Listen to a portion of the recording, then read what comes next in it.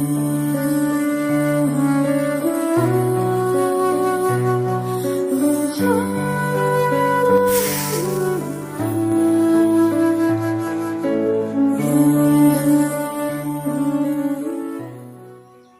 एक बहुत ही महत्वपूर्ण और इम्पॉर्टेंट बात मैं आज आपके सामने रखना चाहता हूं कि कैसे इस संकट काल पर, इस दुख की घड़ी पर, इस समस्याओं के बीच में हम स्थिर बना रहें। जब लोगों के जीवन में संकट, मुश्किलें और दुख आती है, लोग अस्थिर हो जाते हैं, डगमगा सी जाते हैं। लेकिन आज हम कैसे स्थिर रहें, यही मेरा टॉपिक है कि इस संकट काल पर, इस दुख की घड़ी पर भी आप और मैं प्रभु में स्थिर बना रह सकते हैं। मैं 3 बात आपके सामने रखना चाहता हूँ। बहुत सी बातें हैं जो हमें स्थिर रख सकता है, पर जो मुख्य 3 बातें हैं वे मैं आपके सामने रखना चाहता हूं। पवित्र शास्त्र बाइबल भी हमें बताती है, इफिसियों की पत्री उसका 6 अध्याय उसका 10 और 13 में लिखा है कि हम प्रभु में और उसकी शक्ति पे बलवंत हो जाएं, परमेश्वर के सारे हथियार को बांध ले और उसकी सामर्थ्य में, उनकी शक्ति पर हम स्थिर रह सकें। तो मेरे प्रिय परमेश्वर के लोगों, आज 3 मुख्य इंपॉर्टेंट बात, उसमें से पहली बात है विश्वास। जब आप और मैं प्रभु यीशु मसीह पर विश्वास करते हैं तो ये संकट के घड़ी पे भी आप और मैं स्थिर बना रहे। कई ऐसे लोग हैं जो डगमगा सी जाते हैं, इधर उधर हो जाते हैं और अप डाउन हो जाते हैं। हमें अप डाउन होने की ज़रूरत नहीं, इधर उधर होने की ज़रूरत नहीं। जब आपने प्रभु यीशु मसीह पर विश्वास किया कि यीशु ही आपका उद्धार करता है, यीशु ही आपका चंगा दाता है, यीशु ही आपको अनंत जीवन दे सकता है, यीशु ही आपके घाव को ठीक कर सकता है, तो मेरे प्रिय परमेश्वर के लोगों, आपको यीशु मसीह पर ही विश्वास और भरोसा करना है। मैं आपको बताना चाहता हूं, पहला कुरिन्थियों की पत्री उसका 16 अध्याय उसका 13 पद में लिखा है, जागते रहो और विश्वास करो। हमें लगातार जागते रहना है, विश्वास करते रहना है और विश्वास में ही हम आगे बढ़ना है।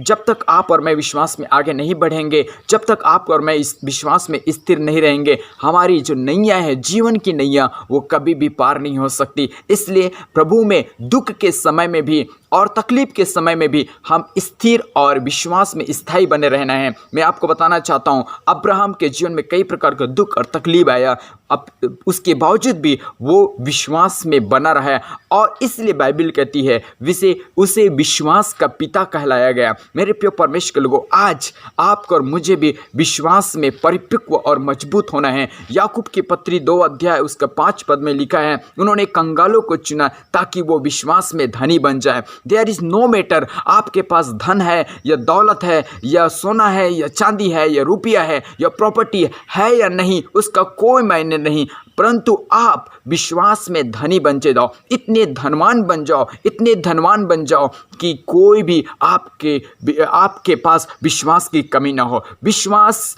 ही है जो आपके नैया को पार कर सकता है। विश्वास ही है जिसके द्वारा धर्मी जन जीवित रहता है। विश्वास से ही आप और मैं उद्धार पा सकते हैं और विश्वास से आप और मैं चंगा पा सकते हैं। सो मेरे प्रिय परमेश्वर के लोगों, इसलिए बाइबल में बार बार प्रभु यीशु मसीह ने कहा, विश्वास कर, विश्वास कर, विश्वास कर। मैं आपको कहना चाहता हूं, यदि आप प्रभु यीशु मसीह पर विश्वास करते हैं, अपने उद्धारकर्ता रूप में से ग्रहण करके विश्वास किया है, तो आज उस विश्वास पर स्थिर बने रहें। कभी भी आपका विश्वास इधर उधर ना हो। मैं आपको बताना चाहता हूँ, इस संकट काल में कई लोग डगमगा जाते हैं, लेकिन आप डगमगाए ना, क्योंकि प्रभु आपके साथ हैं। जब आप विश्वास में आगे बढ़ेंगे, स्थिर रहेंगे, प्रभु आपको बरकत और नया प्रतिफल आपके जीवन में परमेश्वर आपको देगा। दूसरी बात मैं आपके सामने रखना चाहता हूँ, वो है आशा में। कई बार हम आशा तो रखते हैं पर निराशा हमारे जीवन में आ जाती है। मैं आपको बताना चाहता हूँ, जब आप प्रभु में आशा रखें हैं, प्रभु आपकी आशा को फलवंत करेगा, आपकी आशा को पूरा करेगा। वो कभी भी आपको निराशा में नहीं होने देगा। इसलिए इब्रानियों की पत्री उसका 3 अध्याय उसका 6 पद में बाइबल कहती है, परंतु मसीह के समान परमेश्वर के घर के अधिकारी हैं हम और घर का हम हैं और उस घर का हम हैं।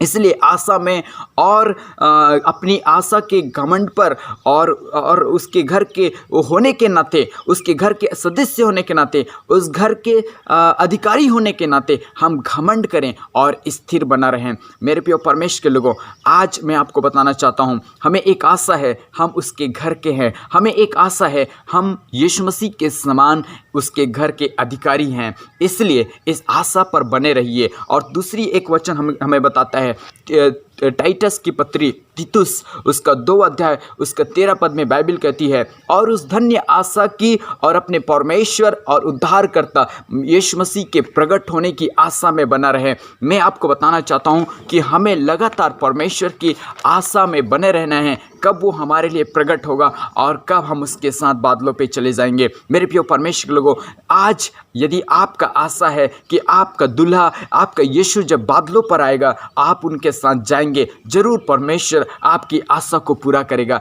इसलिए आप आशा लगा के बैठें, आशा लगा के बैठें कि परमेश्वर मेरे जीवन में एक नया नौकरी को देगा। आज आप आशा लगा के बैठें कि परमेश्वर मुझे चंगा करेगा। आज आप आशा लगा के बैठें कि परमेश्वर मेरे जीवन का, मेरे परिवार का और मेरे समाज में परमेश्वर एक नया आशीष को लेने जा रहा है, देने जा रहा है। ऐसा आप जब आशा लगा के बैठते हैं, आपकी आशा कभी भी निराशा में तब्दील नहीं होगी। आप आशा में फलवंत होंगे और आपकी आशा को परमेश्वर पूरा करेगा। मेरे प्रिय परमेश्वर के लोगों, इसलिए जब आशा लगा के बैठे हैं आप डगमगाए नहीं, आपका आशा को परमेश्वर पूरा करने जा रहा है। तीसरा एक बात मैं आपके सामने रखना चाहता हूँ, शिक्षा पे आपको स्थिर बना रहना है। कई ऐसे लोग हैं जो शिक्षा तो सुने रहते हैं लेकिन आगे चलकर उसमें नहीं चलते, इसलिए वो डगमगा सी जाते हैं। शिक्षा पर हमको आगे बढ़ना है। प्रकाशित वाक्य उसका 3 अध्याय उसका 3 पद में बाइबल कहती है, इसलिए स्मरण कर कि तूने कैसी शिक्षा प्राप्त की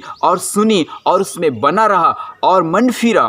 तू जागृत न रहेगा तो मैं चोर के समान आ जाऊंगा और कदापि तू मुझे ना पा सकेगा। मैं किस घड़ी आऊँगा। सो मेरे प्रिय परमेश्वर के लोगों, आज यदि आप आशा में और शिक्षा में स्थिर नहीं रह पाते हैं तो परमेश्वर किस घड़ी आएगा आपको और मुझे नहीं मालूम। इसलिए उनकी शिक्षा पर बने रहना है, क्योंकि पहले दूसरा यूहन्ना उसका 1 अध्याय उसका 9 पद में भी बाइबल कहती है कि जो कोई मसीह की शिक्षा में आगे बढ़ जाता है और उसमें बना नहीं रहता, और जो कोई परमेश्वर की में नहीं है और उसके शिक्षा में नहीं है, इसलिए जो परमेश्वर की शिक्षा में है उसके साथ पिता भी है और पुत्र भी है। इसलिए आज आपको और मुझे परमेश्वर की शिक्षा पर बना रहना है, परमेश्वर की ज्ञान पर बना रहना है। और मैं 3 बात आपके सामने रखा। पहली बात आप विश्वास में, दूसरी बात आशा में और तीसरी बात शिक्षा में। इन 3 चीज़ जब आप फॉलो करेंगे आप जयवंत हो जाएंगे। आपके जीवन में कोई भी नुकसान नहीं, आपके जीवन में कोई भी पीड़ा नहीं, आपके जीवन में कोई तकलीफ नहीं, आप जयवंत हो जाएंगे। और एक दिन जब आपका दूल्हा प्रभु यीशु मसीह बादलों पर आएगी, उस समय आप उनके साथ जाएंगे और अपने घर पे वास करेंगे। सो मेरे प्रिय परमेश्वर के लोगों, परमेश्वर इस वचन के अनुसार हमें आशीष दे। आइए हम छोटा सा दुआ करें। स्वर्गीय पिता, मैं धन्यवाद करता हूँ कि आपने हमें इस संकट काल में कैसे स्थिर रहने के लिए आपने सहायता किया, इसलिए हम धन्यवाद करते हैं प्रभु जी। 1, 2, 3 वचन आपने बताया प्रभु कि हम विश्वास में और आशा में और शिक्षा में स्थिर बना रहें। धन्यवाद करते प्रभु, ये वचन को सुनने वाले लोग और इस वचन को जो देखेंगे और सबके जीवन में तू आशीष देना ताकि वो स्थिर बना रहे, और जब तू दूसरे आगमन में आएगा प्रभु हम सब आपके साथ जा सकें। तेरे नाम का महिमा हो पिता, यीशु मसीह के नाम से इस प्रार्थना को मांगते पिता, आमीन।